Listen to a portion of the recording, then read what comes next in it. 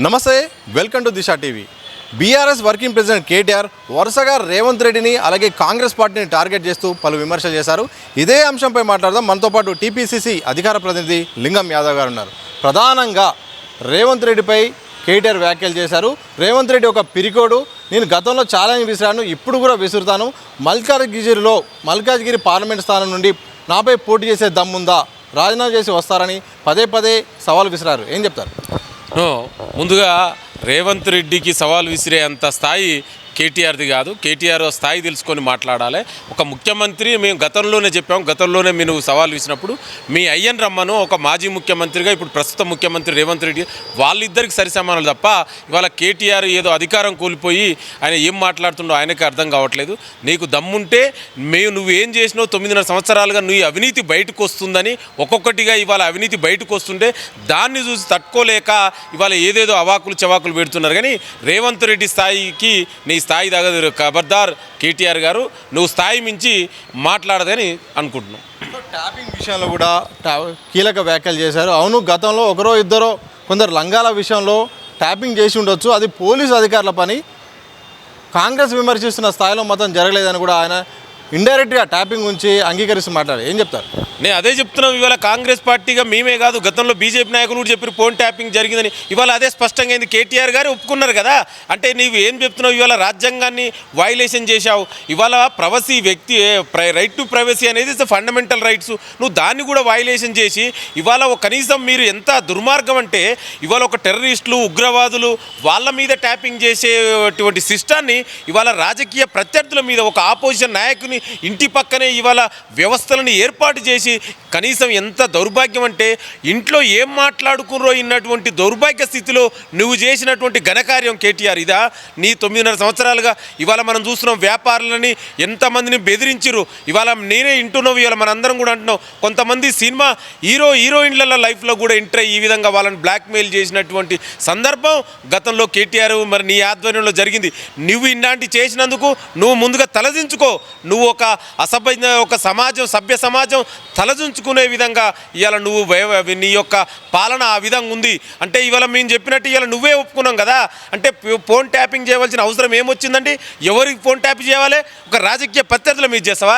అంటే మేము అదే చెప్తున్నాం బిడ్డ, నువ్వు చేసిన ఘనకార్యాలన్నీ కూడా ఒక్కొక్కటి బయటకు వస్తుంది. ఇవాళ ప్రణీత్ రావు తర్వాత వాళ్ళందరూ కూడా ఒప్పుకురు, వాళ్ళే స్వయంగా ఫోన్ ట్యాపింగ్ చేసినామని. అంటే నువ్వు ఎవరి మీద చేయవలసినది? దేశద్రోహుల మీద చేయవలసిన ట్యాపింగ్ని ఇవాళ రాజకీయ ప్రత్యర్థులు చేసి అదేవిధంగా ఇతర వ్యవస్థలన్నీ కూడా నువ్వు భ్రష్టు పట్టించినావు. రాజ్యాంగ వ్యవస్థలన్నీ కూడా నిర్వీర్యం చేసినావు. నీ యొక్క స్వార్థం కోసం, మీ యొక్క అధికార స్వాలంబన కోసం ఇవాళ వ్యవస్థలన్నిటి కూడా నాశనం చేసిరు. అందుకే మీరు చేసినటువంటి తప్పిదాలు ఒక్కొక్కటిగా అన్నీ బయటకు వస్తున్నాయి. తొందరలోనే మీ చెల్లె ఇవాళ మొన్న ఏ విధంగా లిక్కర్ స్కామ్లో అరెస్ట్ అయ్యి ఇవాళ ఢిల్లీలో తిహార్ జైలు ఉందో, రేపు నీకు కూడా ఇక్కడ మరొకసారి చెల్లపల్లి జైలుకు పోవాల్సిన సందర్భం తొందరలోనే బయటకు వస్తుంది. నువ్వు చేసిన ఒక్కొక్కటిగా ఇవాళ అన్నీ బయటకు వస్తుంది. మీ అయ్యా మీరు ఆడిన కాళేశ్వరంలో ఇవాళ అవినీతి బయటకు వచ్చింది, లిక్కర్ స్కామ్ కేసు బయటకు వచ్చింది. ఇవాళ ఫోన్ ట్యాపింగ్ ఎంత దుర్మార్గం అండి. వ్యక్తిగతంగా వాళ్ళ ప్రజల జీవితాలకు వెళ్ళి రాజకీయ నాయకులు వ్యక్తిగత విషయాలను కూడా ఇవాళ బహిరంగంగా చేసి తెలుసుకోనటువంటి చాలా దుర్మార్గం. అందుకే కేటీఆర్ ఇప్పటికైనా మంచిది, నువ్వు ఒప్పుకున్నావు బిడ్డ, ఒప్పుకున్నావు. నిజంగా ఏమేం చేసినావు అన్నీ కూడా బయటకు వస్తాయి. నువ్వు కూడా తొందరలోనే చెర్లపల్లి జైలుకు పంపించే తొందరలోనే నీకు ఆ రోజు కూడా ఉంటుంది. మరోవైపు కేటీఆర్ చేసిన వ్యాఖ్యల పనులు చూస్తే సీఎంగా రేవంత్ రెడ్డి పనిచేయడు, ఎంతసేపు అంటే ఎంత విచారణ చేసినా కానీ ఏమీ దొరకదు, అసలు వెంట్రుక కూడా పీకలేనని ఒక కీలక వ్యాఖ్యలు చేశారు. బిడ్డ కేటీఆర్, నువ్వు మాటలు మంచిగా జాగ్రత్తగా మాట్లాడుకో. ఇప్పుడు ఒక ముఖ్యమంత్రిని మాట్లాడి సంబోధించే విషయం ఇలా ఈ అడ్డగోలిగా పీక్తారు, అది మాట్లాడితే మరి మాకు కూడా మాటలు వచ్చు, మేము కూడా ఆ విధంగా మాట్లాడతాం. కానీ ఒక సభ్య సమాజం మనం అందరినీ గమనిస్తున్నారు. ఏ విధంగా మాట్లాడాలని నువ్వు భాష మార్చుకో. ఎందుకంటే గతంలో మీ అయ్యా మీరు మాట్లాడే భాష తెలంగాణకు తలవంపులు తీసుకొచ్చే భాష మీరు మాట్లాడరు. మీరు చేసిన తప్పిదాలు కదా. ఇవాళ మేము వచ్చినట్టు 100 రోజుల్లోనే మేము ఇచ్చినటువంటి గ్యారంటీలు అమలు చేసిన ఇవాళ తెలంగాణ ప్రజలందరూ కూడా సంతోషంగా నీకు దమ్ముంటే నువ్వు 9.5 సంవత్సరాలు నువ్వు ఏం చేసినావు దాని మీద చర్చ పెట్టు, నువ్వు ఎన్ని ఉద్యోగాలు ఇచ్చావో దాని మీద చర్చ పెట్టు, ఎన్ని ప్రాజెక్టులు కడితే ఎంత అవినీతి జరిగిందో దాని మీద చర్చ పెట్టు. నువ్వు ఏం చేసినావో చెప్పకుండా మేము వచ్చిన గవర్నమెంట్ 100 రోజుల్లోనే ఇవి ఇంత మంచి పనులు చేసి ఇవాళ దేశంలోనే తెలంగాణ ఒక ఆదర్శ రాష్ట్రంగా ఇవాళ తెలంగాణ ఉంది. సో దాని గురించి మేము అందుకే ముఖ్యమంత్రి గారు కూడా మొదటి నుంచి చెప్తున్నారు, మీరేమైనా సలహాలు సూచనలు ఇస్తే ఆ విధంగా ఇవ్వండి, అంతే తప్ప మేమేదో అవాక్కులు చెవాకులు వేలినంత మాత్రంలో ఇవాళ అధికారం లేదని ఇవాళ కేటీఆర్ మనం అర్థం చేసుకోవచ్చు. ఆయన మాట్లాడే భాషని ఆయన వ్యవహార శైలిని చూస్తే అధికారం కోల్పోయిన తర్వాత వాళ్ళు తట్టుకోలేకపోతుర్రు.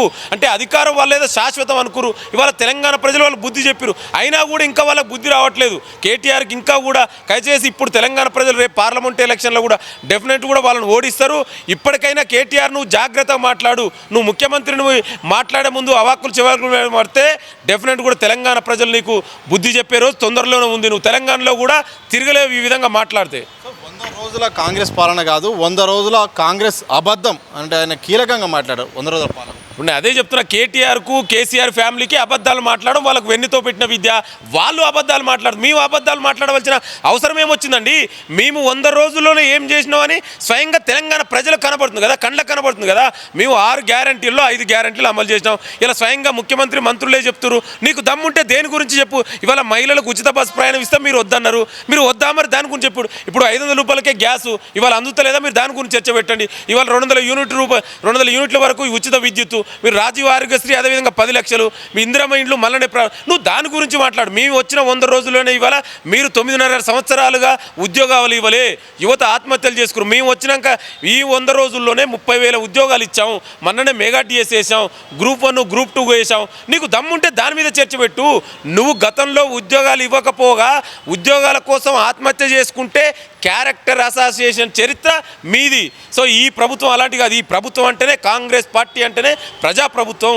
ఇవాళ ఈ ప్రజలకు స్వేచ్ఛ ఉంది, తెలంగాణలో ప్రజాస్వామ్యం ఉంది, గతంలో గడిల పాలన ఉంది. ఇవాళ ఆ డిఫరెన్సే ఇవాళ తెలంగాణ ప్రజలు చాలా స్పష్టంగా గమనిస్తున్నారు కదా.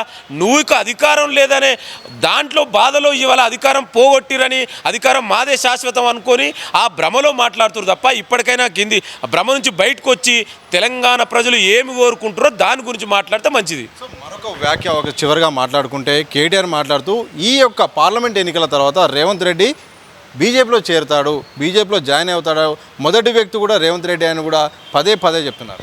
నేను అదే చెప్తున్నాను, ఇవి కేసీఆర్ ఫ్యామిలీకి అబద్ధాలు ప్రచారం చేయడం వాళ్ళు దిట్ట. గ్లోబల్స్ మించిన ఫ్యామిలీ ఇవాళ కేసీఆర్ ఫ్యామిలీ తెలంగాణలో. వాళ్ళు ఎంతసేపు అబద్ధాలని అదే చెప్తున్నాం. ఇవాళ మా ముఖ్యమంత్రి మాకు తెలంగాణ ప్రజలు ఈ ప్రభుత్వానికి 5 సంవత్సరాలు అధికారం ఇచ్చారు. ఈ 5 సంవత్సరాలు మా ముఖ్యమంత్రి మంత్రులు అందరూ కలిసి ఒక సమగ్రంగా తెలంగాణ రీకన్స్ట్రక్షన్ జరుగుతుంది, పునర్నిర్మాణం జరుగుతుంది.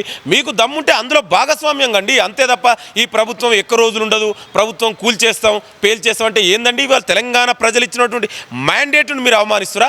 తెలంగాణ ప్రజల తీర్పును మీరు అవమానిస్తురా? ఈ కేసీఆర్ ఇట్లాంటి భ్రమలు మీ దాంట్లోనే షిండే వస్తున్నారు. ముందు మీ దాంట్లో ఎంతమంది మీ ఎమ్మెల్యేలు ఉంటారో ముందు అది చూసుకో. షిండే ఎవరు? అదే చెప్తున్నాం కదా, వాళ్ళకి తొందరలోనే తెస్తుంది. ఈ హరీష్ రావే తొందరలోనే వాళ్ళకే వాళ్ళ మధ్యలో వాళ్ళకు లేక ఇవాళ కవిత అదే అంటుంది, తిహార్ జైల్లో కూర్చొని ఆమెకు కనుక బెయిల్ రాకపోతే వీళ్ళ బండారం బయట పెడతానే ఆమె చెప్తుంది. అంటే ముందు మీరు చేసిన ఘనకార్యాలు బయటకు వస్తాయి. ముందు మీ టీఆర్ఎస్ పార్టీని, ముందు ఆ పార్టీని కాపాడుకో. ఎంతమంది బయట పార్టీలో పోతురు ఇవాళ మీరు చూడండి అండి. కనీసం వాళ్ళకి పార్టీలో ఎంపీలు పోటీ చేయడానికి ఎవరు క్యాండిడేట్ లేరు.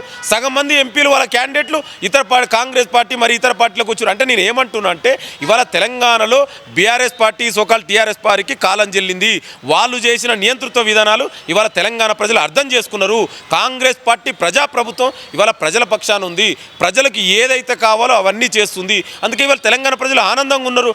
ఇవన్నీ తట్టుకోలేక వాళ్ళు ఏదో అవాక్కులు చెవాకులు పేలుతురు తప్ప ఇవి ఇట్లా మాట్లాడినంత మాత్రంలో మేము తెలంగాణ ప్రజలు ఆదరించరు. రేపు రాసి పెట్టుకోండి, కాంగ్రెస్ పార్టీ రేపు పార్లమెంట్ ఎలక్షన్లో తెలంగాణలో 14 పైగా స్థానాలు గెలుస్తుంది. కనీసం టీఆర్ఎస్కు రేపు డిపాజిట్ రావండి, వాళ్ళ క్యాండిడేట్లే లేరు. మళ్ళీ వాళ్ళు మాట్లాడితే ఎట్లని? నీ అవినీతి గురించి మాట్లాడు, చర్చ పెడతావా? మరి దమ్ముంటే కేటీఆర్ రండి చర్చ. నువ్వు చేసినటువంటి ఎన్ని అవినీతి ఒక్కొక్క దేని మీద మాట్లాడడం మీ కాంగ్రెస్ కార్యకర్తగా మేము రెడీ, మీరు రెడీ, దమ్ముంటే రండి. కాంగ్రెస్లో బలమైన కార్యకర్తలు కానీ బలమైన నేతలు ఉంటే మా పార్టీ నేతలతో ఏం పని, మా సిట్టింగ్ ఎంపీలను కానీ మా నేతలను చేర్చుకోవాల్సిన అవసరము ఏమొచ్చింది అని మీకు ఒక చిన్న ఉదాహరణ మీకు చెప్తా. కాంగ్రెస్ పార్టీ 10 సంవత్సరాలు ఆపోజిషన్లో ఉన్నా కూడా మేము 40 లక్షల మెంబర్షిప్ చేశాం. నువ్వు అధికారం కోల్పోయి నిండా 3 నెలలు అయింది, 100 రోజుల్లోనే నీకు సిట్టింగ్ సీట్ల ఎంపీలే నీకు కాంటాక్ట్ చేస్తలేరంటే కాంగ్రెస్ పార్టీ ఎంత బలంగా ఉందో, కార్యకర్తలు ఎంత బలంగా ఉన్నారో మనం అర్థం చేసుకోవచ్చు. నీకు దమ్ముంటే ఇవాళ చూడ వాళ్ళ కార్యకర్తలు ముందుకు రావట్లేదు, వాళ్ళ లీడర్లు బయటకు వెళ్తారు. కానీ మేము 40 లక్షల మెంబర్షిప్ 10 ఏళ్ళు అధికారం లేకుండా చేసినాం. అది కాంగ్రెస్ పార్టీ గొప్పతనం. వాళ్ళకి ఇవాళ దిక్కు లేక వాళ్ళు మాట్లాడుతున్నారండి. వాళ్ళకి అసలు ఎంపీలే దొరకట్లేరు వాళ్ళ క్యాండిడేట్లు. మీరు రేపు చూడండి, రేపు పార్లమెంట్ ఎలక్షన్లో ఎన్ని సీట్లు గెలుస్తారు, కనీసం వాళ్ళకి డిపాజిట్ కూడా రావు టీఆర్ఎస్ నాయకులకు. Thank you. మొత్తంగా ఇది టీపీసీసీ అధికార ప్రతినిధి లింగం యాదవ్ ప్రధాన. వచ్చే ఎన్నికల్లో మాత్రం ఎట్టి పరిస్థితుల్లో డిపాజిట్ రాని పరిస్థితి బీఆర్ఎస్కు ఉంటుంది. అలాగే 14 పైగా స్థానాలు మాత్రం ఎంపీ స్థానాలు కాంగ్రెస్ గెలుస్తుంది. అధికారం కోల్పోయినంత బాధతో కాంగ్రెస్పై విమర్శలు చేస్తున్నారు. మేము ప్రజాపాలన చేస్తున్నాం, తప్పకుండా ప్రజల్లో ఉంటాం, ప్రజలకు మాకు ఎలాంటి సలహాలు ఇచ్చినా ప్రతిపక్షాలను కూడా తీసుకుంటామని కూడా మరి ఆశాభావం వ్యక్తం చేశారు. మరోవైపు కేటీఆర్ చేసిన వ్యాఖ్యలు కూడా ఫ్రస్ట్రేషన్తో కూడుకున్నాయని కూడా వారు స్పష్టం చేసిన సందర్భం చూడొచ్చు. కెనపర్సన్ సంతోష్తో సతీష్ దిశా టీవీ, హైదరాబాద్.